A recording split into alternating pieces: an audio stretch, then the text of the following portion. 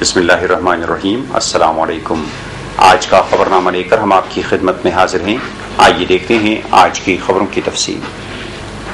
ماہی سیام کے چھٹے روز آج پوری وادی میں حریت کانفرنس کی کال کے تحت ہڑتال میں ڈیل کے دوران بازاروں میں غیر معمولی گہما گہمی رہی، جبکہ اسکول، کالج، تعلیمی ادارے، کاروباری مراکز، بینک اور دیگر سرکاری و غیر سرکاری دفاتر میں معمول کا کام کاج بحال ہو گیا۔ اس دوران اننت ناگ میں 5 روز قبل CRPF کی فائرنگ میں زخمی ہونے والے 30 سالہ نوجوان کی ہلاکت کے خلاف آج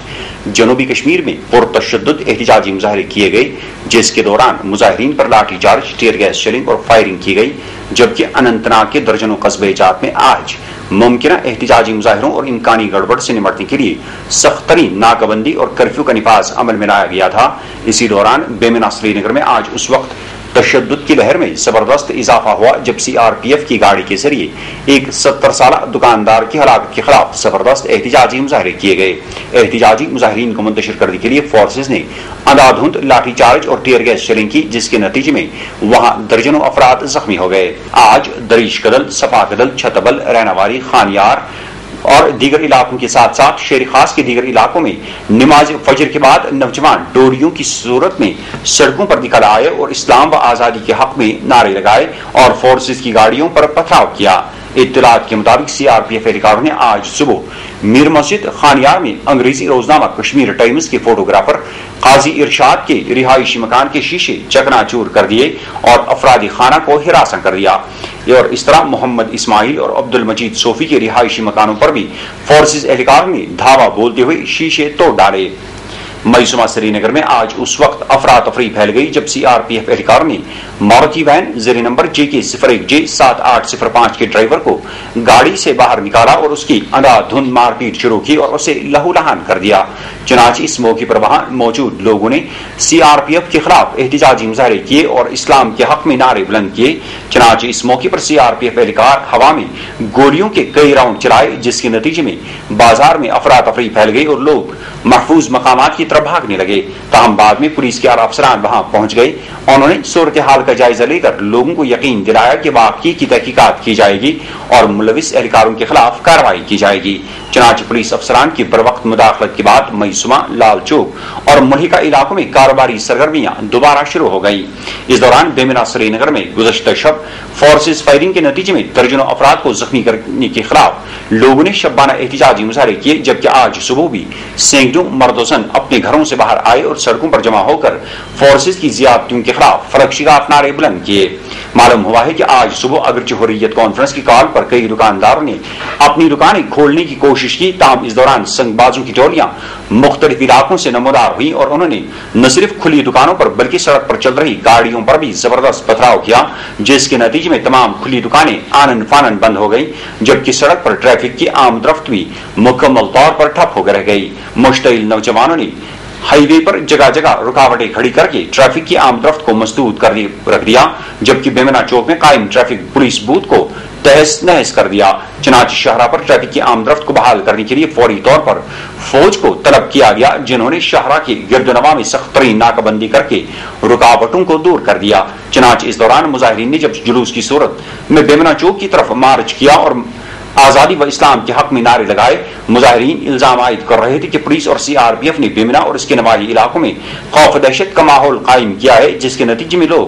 عدم تحفظ کا شکار ہو گئے ہیں۔ اطلاعات کے مطابق اس دوران مظاہرین کو تیتر بتر کرنے کے لیے فورسز نے اندھا دھند لاٹھی چارج کیا، جس کے نتیجے میں درجنوں افراد زخمی ہو گئے۔ فورسز کی کارروائی کے نتیجے میں نوجوان مشتعل ہوئے اور انہوں نے بیمنا، JVC، بیمنا کراسنگ، نندریش کالونی اور بوٹ مین کالونی کے ساتھ ساتھ دیگر علاقوں میں نوجوانوں نے فورسز پر زبردست سنگباری کی، جبکہ مشتعل نوجوانوں کو تتر بتر کرنے کے لیے فورسز نے ایک مرتبہ پھر لاٹھی چارج اور ٹیئر گیس شیلنگ کا سہارا لیا۔ اطلاعات کے مطابق اس موقع پر فورسز کے درجنوں اہلکار رہائشی مکانوں میں داخل ہوئے، جنہوں نے نہ صرف بلا امتیاز عمر جنس لوگوں کی مار پیٹ کی بلکہ اسبابی خانہ کو بھی تہس نہس کر دیا۔ ابھی بیمنا میں فورسز اہلکاروں کے خلاف لوگ سراپا احتجاجی تھے کہ اسی دوران CRPF کی ایک تیز رفتار گاڑی نے بیمنا بائی پاس پر 70 سالہ سائیکل سوار حاجی محمد یوسف خان ساکن شیخ داود کالونی بٹمالو نامی سابق پولیس انسپکٹر کو اپنی زد میں لا کر جاں بحق کر دیا۔ چنانچہ محمد یوسف خان کی ہلاکت کی خبر پھیلتے ہی ایک مرتبہ پھر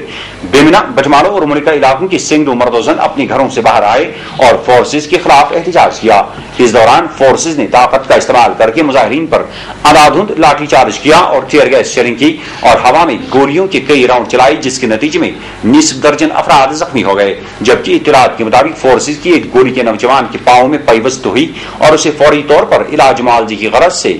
JVC اسپتال پہنچایا گیا۔ معلوم ہوا ہے کہ اس دوران فورسز اہلکاروں نے بوڈمین کالونی کے ساتھ ساتھ دیگر کئی علاقوں میں نوجوانوں کی زبردست مار پیٹ کی۔ دریں اثنا 13 اگست کو CRPF کی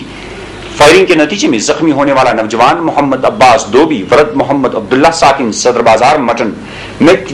صدر اسپتال میں 5 روز تک موت و حیات کی کشمکش میں مبتلا رہنے کے بعد آج اپنی زندگی کی جنگ ہار گیا۔ چنانچہ 30 سالہ نوجوان کی ہلاکت کی خبر پھیلتے ہی جنوبی کشمیر کے کھنبل، لرسبل، چینی چوک، مٹن اڈا کے ساتھ ساتھ اننت ناگ کی دیگر قصبے جات میں سینکڑوں مردوسن اپنے گھروں سے باہر آئے اور آزادی و اسلام کے حق میں نعرے لگائے اور جلوس کی صورت میں مین چوک کی طرف مارچ کرنے کی کوشش کی۔ تاہم اس موقع پر پولیس اور CRPF نے جلوس کا راستہ روکا اور مظاہرین کو منتشر کرنے کی خاطر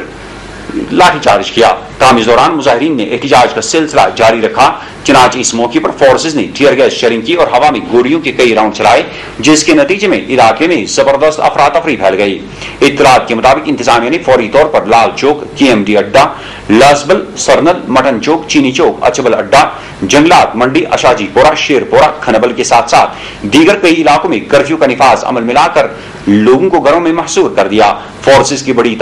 تعداد کو سڑکوں پر تعینات کر دیا گیا، جبکہ جگہ جگہ پر خاردار تاریں اور رکاوٹیں کھڑی کر کے لوگوں کو یرغمال بنا دیا گیا۔ اسی دوران بیج بہاڑا میں بھی آج نماز ظہر کے بعد کنل ون، گوری ون کے علاوہ دیگر علاقوں میں نوجوانوں کی ٹولیاں سڑکوں پر نمودار ہوئیں اور فورسز کی گاڑیوں پر پتھراؤ کیا۔ مشتعل نوجوانوں کو تتر بتر کرنے کے لیے فورسز نے کارروائی عمل میں لائی۔ بندو اور ساگم کوکرناگ میں بھی آج لوگوں نے سخت ترین ناکہ بندیوں کے باوجود فورسز کے ہاتھوں محمد عباس کی ہلاکت کے خلاف زبردست احتجاجی مظاہرے کیے۔ دریں اثنا ترال باڑہ میں گزشتہ شب افطار کے موقع پر 180 بٹالین CRPF سے وابستہ اہلکاروں نے پرامن مظاہرین پر اندھادھند فائرنگ کی، جس کے نتیجے میں